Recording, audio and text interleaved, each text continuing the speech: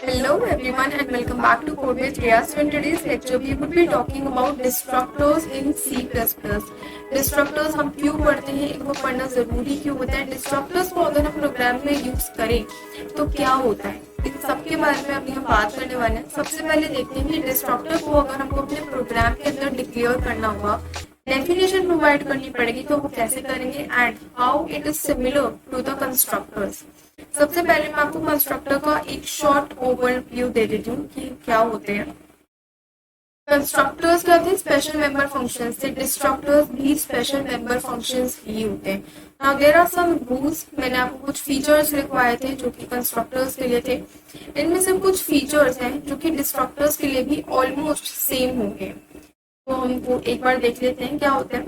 हमने ये देखा था कि कंस्ट्रक्टर को अगर हमको डिक्लेयर करना है तो उसका नेम क्लास के नेम के साथ सिमिलर होना चाहिए, मैच होना चाहिए। फॉर एग्जाम्पल, अगर हमारी क्लास का नाम है ए, तो जो हम कंस्ट्रक्टर बनाने वाले हैं उसका नाम भी क्या होना चाहिए, ए ही होना चाहिए। तो वैसा ही कुछ हमारे डिस्ट्रक्टर्स के साथ भी होता है।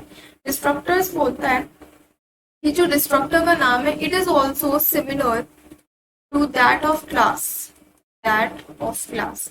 इसके अंदर एक चेंज होता है, क्या होता है, अगर मुझे डिस्ट्रक्टर बनाना है सो मुझे इसको स्टार्ट करना पड़ता है बाय अ टिल्ड साइन। टिल्ड साइन कैसा होता है, कुछ इस तरीके का साइन होता है। आप अगर अपनी कीबोर्ड में देखोगे तो यहाँ पर आपको एस्केप का ऑप्शन दिखेगा, ठीक है। इसके बिल्कुल नीचे यहाँ पर आपको कुछ इस तरीके के साइंस बने हुए दिखते हैं, तो उसमें से ये जो टॉप वाला साइन होता है वो आपका टिल्ड साइन होता है। एंड जब भी आपको डिस्ट्रक्टर्स को डिक्लेयर करना होता है तो आप कुछ इस तरीके से टिल्ड साइन लिखते हो एंड इसका भी जो नेम होता है वो क्लास का नेम ही होता है, क्लास के नेम से सिमिलर होता है। तो कुछ इस तरीके से हम क्या कर सकते हैं, डिस्ट्रक्टर को डिक्लेयर कर सकते हैं एंड उसको डेफिनेशन प्रोवाइड कर सकते हैं। ठीक है, अब डिस्ट्रक्टर का काम क्या होता है, सबसे पहले इसके ऊपर बात कर लेते हैं। It is used to destroy, the object once the object goes out of scope, अब यहाँ पर ये स्कोप का क्या मतलब है, इसके बारे में डिस्कस कर लेते हैं। जब भी हम अपना प्रोग्राम लिखते हैं तो अगर आपने एक चीज नोटिस करी हो, तो अगर हम इंट मेन लिखते हैं, इंट मेन के अंदर हम क्या करते हैं, सारे के सारे जितने भी हमारी क्लास के ऑब्जेक्ट्स होते हैं उनको हम डिक्लेयर करने होते हैं। फॉर एग्जाम्पल, हमारी क्लास का नाम है ए एंड मैंने इसके लिए एक ऑब्जेक्ट बनाया A1।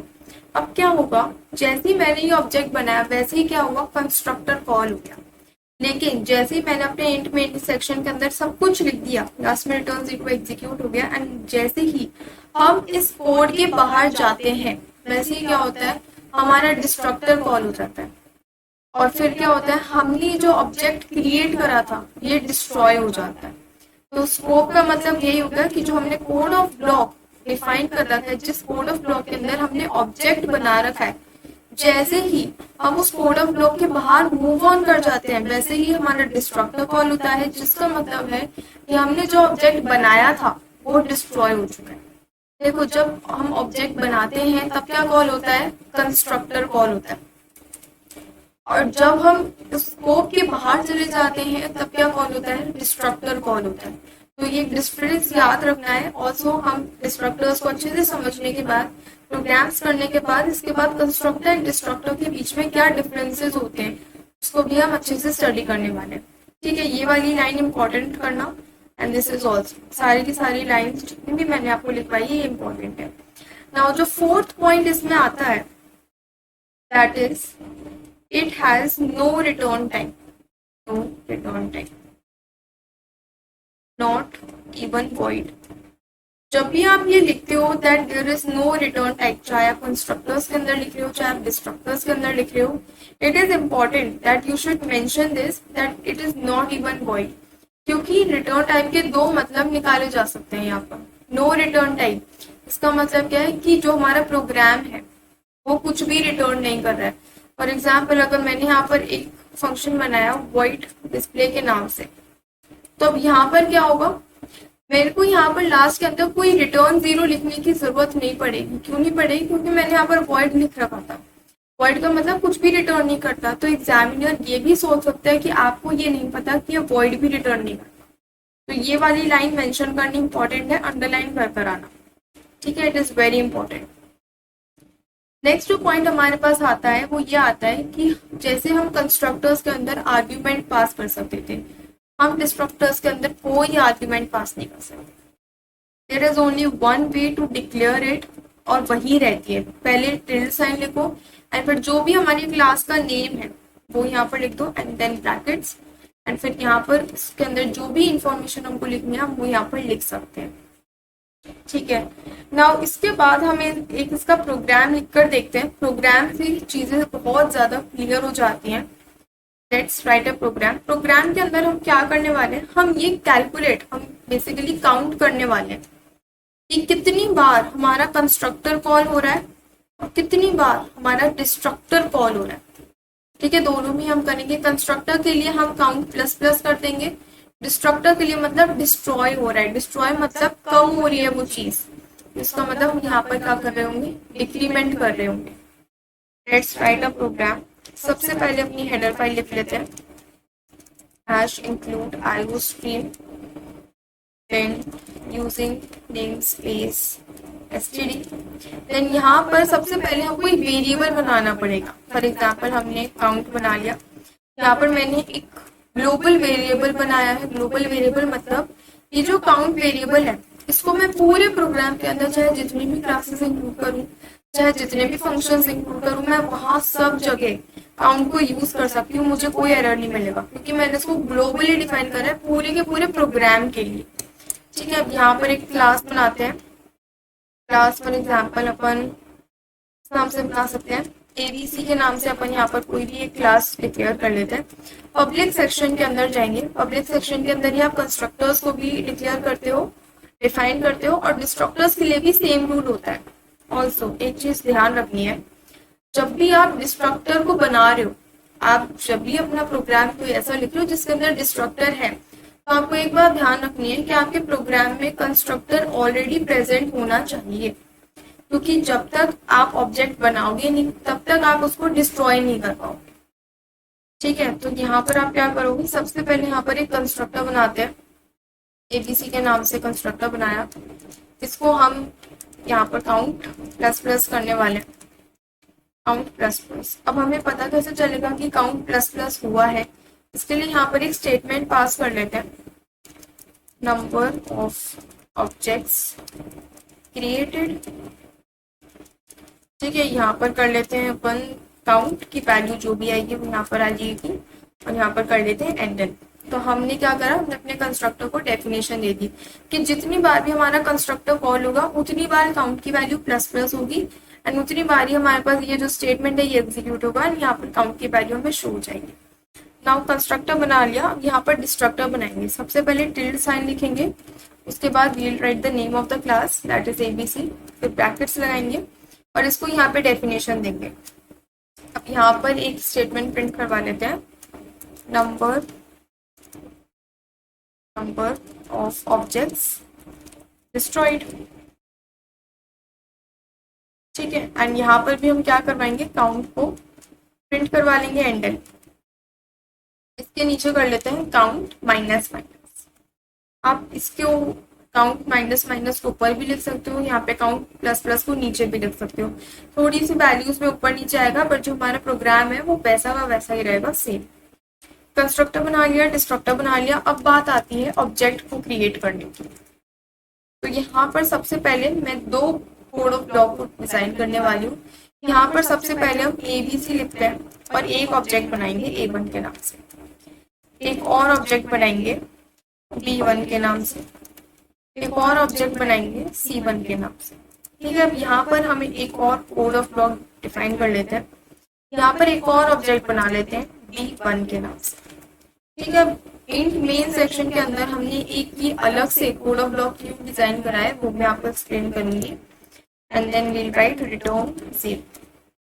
तो बेसिकली समझते हैं कि इस प्रोग्राम के अंदर हो क्या रहा होगा, क्योंकि जब तक इसका ड्राई रन नहीं समझेंगे तब तक आउटपुट भी समझ में नहीं आएगा। Okay, so let's see it's dry run. तो सबसे पहले देखो यहाँ पर हुआ क्या, हमने हेडर फाइल लिखी यूजिंग नेमस्पेस std के बाद काउंट को यहाँ पर हमने इनिशियलाइज किससे करा है, 0 से इनिशियलाइज करा है। काउंट की इनिशियल वैल्यू इज 0। ठीक है, अभी हमने यही सेट कर रखी है।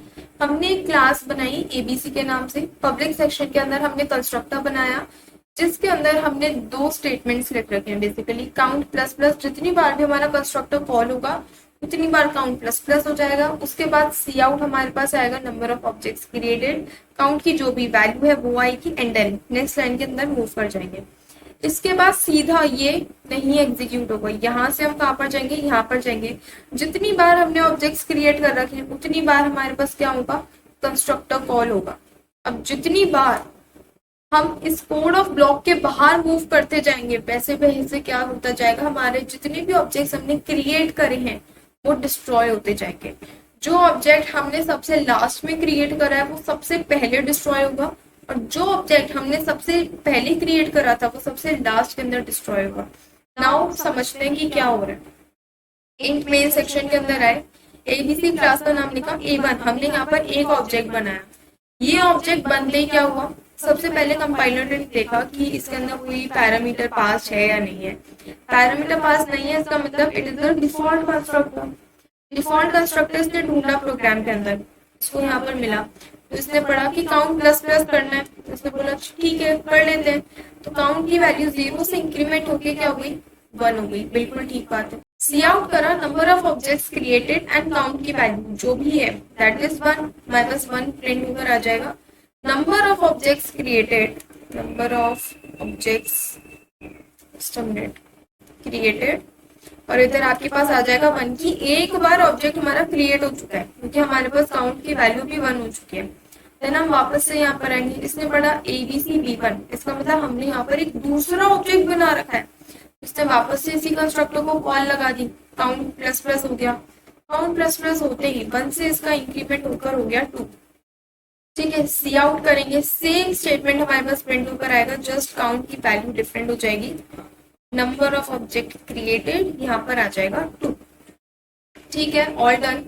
फिर हम वापस से यहाँ पर आएंगे, इसने पढ़ा ABC C1, इसने बोला कि यार वापस से कंस्ट्रक्टर को कॉल लगाओ, वापस से कॉल कर दिया, काउंट प्लस प्लस होगा, 2 से इंक्रीमेंट होकर हो जाएगा 3। ठीक है, अभी तक तो सब कुछ सही चल रहा है। सी आउट करेंगे तो यहाँ पर आ जाएगा नंबर ऑफ ऑब्जेक्ट्स क्रिएटेड और यहाँ पर प्रिंट हो जाएगा 3। ठीक है, अब हम क्या हुआ, इस जो हमने ब्लॉक ऑफ कोड यहाँ पर डिफाइन कर रखा है और हम इसके अंदर आए, यहाँ पर ABC आएगा, यहाँ पर इसने पढ़ा ABC D1, तो वापस से इसने क्या करा, इसी कंस्ट्रक्टर को कॉल लगा दिया। अब यहाँ पर अगर हमने ब्लॉक ऑफ कोड के अंदर एक और ऑब्जेक्ट बनाया तो उससे क्या फर्क पड़ता है, ऑब्जेक्ट तो यहाँ पर बना हुआ है डिफॉल्ट कंस्ट्रक्टर के लिए, तो वो कॉल हो गया, काउंट प्लस प्लस हुआ, 3 से इंक्रीमेंट होके हो गया 4। सेम स्टेटमेंट एग्जीक्यूट हुआ, number of objects created and यहाँ पर हमारे पास प्रिंट हो गया 4। अब इस बात को ध्यान से समझना, अब जैसे ही हम इस ब्लॉक ऑफ कोड के बाहर आए, क्योंकि इसके अंदर तो हमने एक ही स्टेटमेंट लिखा था, वो था D1 ऑब्जेक्ट को बनाना, वो बन गया, कंस्ट्रक्टर कॉल हो गया। अब जैसे ही हम इस ब्लॉक ऑफ कोड के बाहर एंटर हुए वैसे ही हमारा डिस्ट्रक्टर कॉल हो गया, हमको कॉल करने की जरूरत नहीं पड़ी, वो अपने आप कॉल हो गया। जैसे उसको पता चला कि हम एक ऑब्जेक्ट के ब्लॉक ऑफ कोड के बाहर मूव कर जा रहे हैं, तो उसने क्या करा, डिस्ट्रक्टर को कॉल लगा दिया। डिस्ट्रक्टर ने बोला कि नंबर ऑफ ऑब्जेक्ट्स डिस्ट्रॉयड, सबसे पहले वो क्या काउंट दे देगा, 4 क्यों देगा, क्योंकि लास्ट टाइम जो इंक्रीमेंट हुआ था दैट वाज 4, तो वो प्रिंट करवा देगा नंबर ऑफ ऑब्जेक्ट्स, यहाँ पर डिस्ट्रॉयड आ जाएगा हमारे पास 4। अब यहाँ पर आप काउंट प्लस प्लस को ऊपर भी लिख सकते हो, नीचे भी लिख सकते हो। ठीक है, 4 आ जाएगा, उसके बाद क्या होगा, काउंट माइनस माइनस 4 से इसका जो डिक्रीमेंट होगा दैट वुड बी 3 हो गया। दैट मीन्स कि हमारा एक ऑब्जेक्ट डिस्ट्रॉय हो चुका है, इसलिए हमने इसको यहाँ पर एक साथ अलग से लिखा ताकि हमको पता चले। अब क्या होगा, रिटर्न 0 एग्जीक्यूट हो जाएगा, और जैसे ही हम इंट मेन के मेन ब्लॉक ऑफ कोड से बाहर निकलने वाले होंगे, जो यहाँ पर सबसे लास्ट में ऑब्जेक्ट बना है, अब ये डिस्ट्रॉय होगा, सबसे पहले C1 डिस्ट्रॉय होगा। ये आपको कोई बताएगा नहीं कि सबसे पहले कौन सा ऑब्जेक्ट डिस्ट्रॉय हो रहा है, सबसे बाद में कौन सा ऑब्जेक्ट डिस्ट्रॉय हो रहा है, ये बात आपको खुद पता होनी चाहिए कि सबसे पहले, let me just right over here, मैं यहाँ पर एक नोट में लिख देती हूँ कि यहाँ पर सबसे फर्स्ट में जो ऑब्जेक्ट क्रिएट हुआ है वो आपका सबसे लास्ट में डिस्ट्रॉय हो रहा था। ठीक है, यहाँ पे लास्ट में डिस्ट्रॉय हो रहा होगा, और जो ऑब्जेक्ट सबसे लास्ट में क्रिएट हुआ है वो सबसे पहले डिस्ट्रॉय होगा, फर्स्ट डिस्ट्रॉय।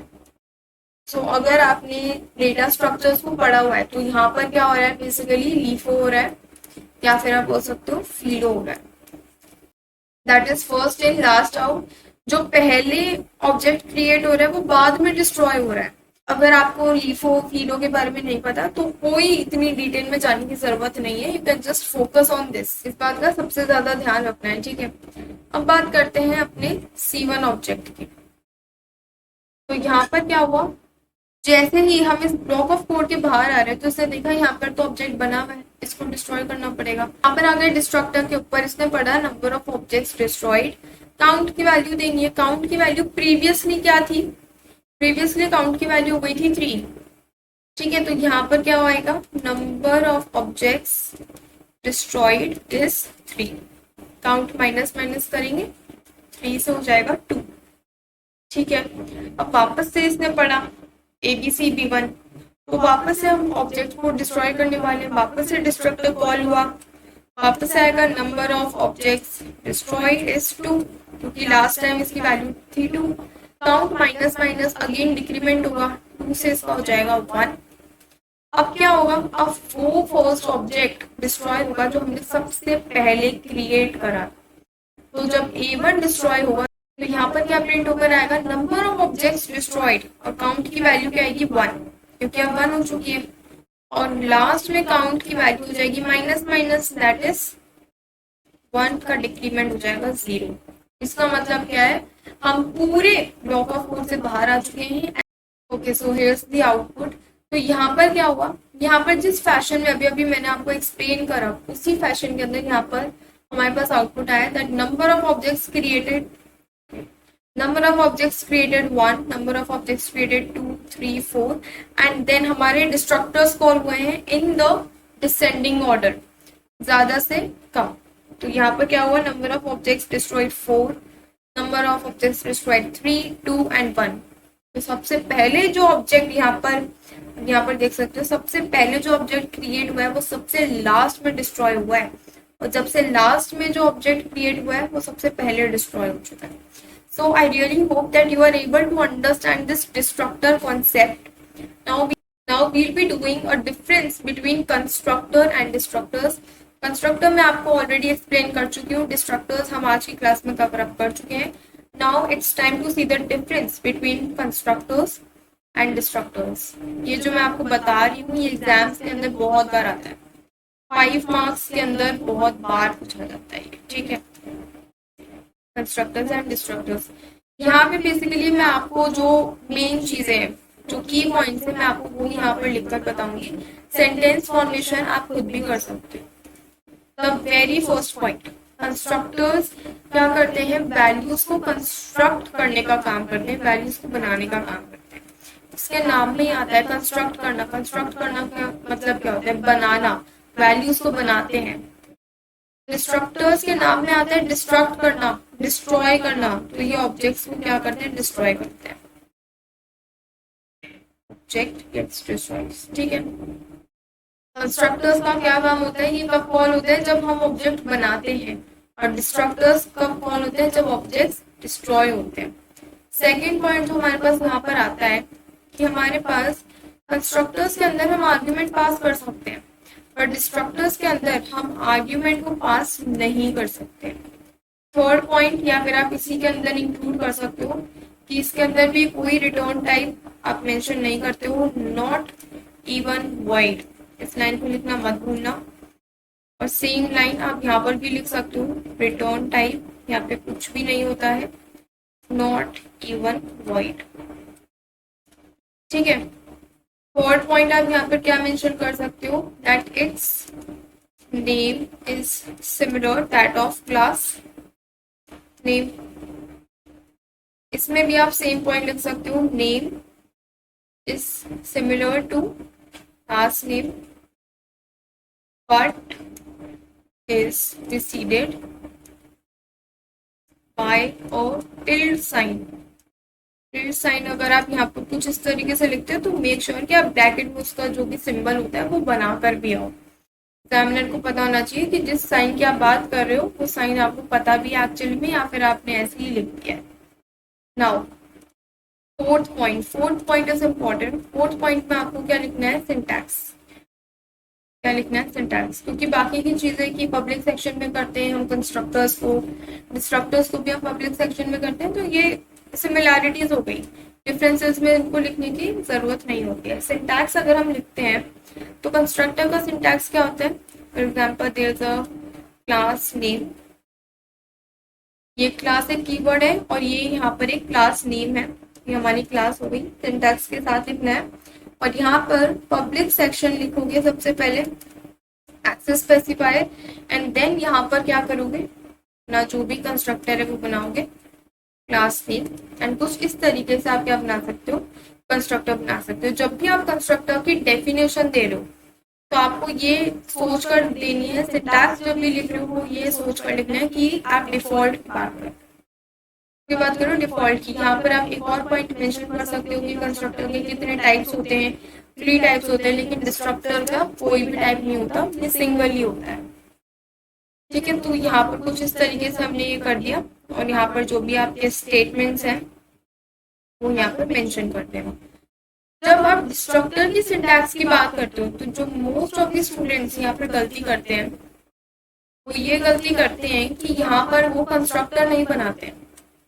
भले ही आप सिंटैक्स बना रहे हो पर जब तक आप कंस्ट्रक्टर नहीं बनाओगे आप डिस्ट्रक्टर बना ही नहीं सकते। तो यहाँ पर आपको क्या करना है, सबसे पहले कंस्ट्रक्टर बनाया, इसके अंदर कुछ भी आप लिख सकते हो।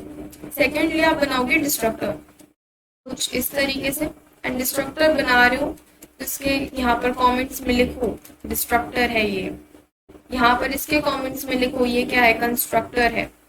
ठीक है, इसका कोड ऑफ लॉ डिफाइन करा, लास्ट के अंदर सेमीकोलन लगा देंगे क्लास के सिंटैक्स के अकॉर्डिंग। तो ये कुछ 4-5 पॉइंट्स हैं जो कि आपको याद होने चाहिए, कंस्ट्रक्टर और डिस्ट्रक्टर के बीच में क्या डिफरेंस होता है। ऑल्सो मैं आपको बताऊं, ये वाला जो क्वेश्चन है कि इनके पास कोई रिटर्न टाइप होता है या नहीं है, ये आपको एमसीक्यू में मिल सकता है, एमसीक्यू या फिर 1 वर्ड आंसर्स के अंदर आपको मिल सकता है। ठीक है, if you want to see the important question answer series of C++ programming, it is already there on the channel. The link is given in the description box. You can see it.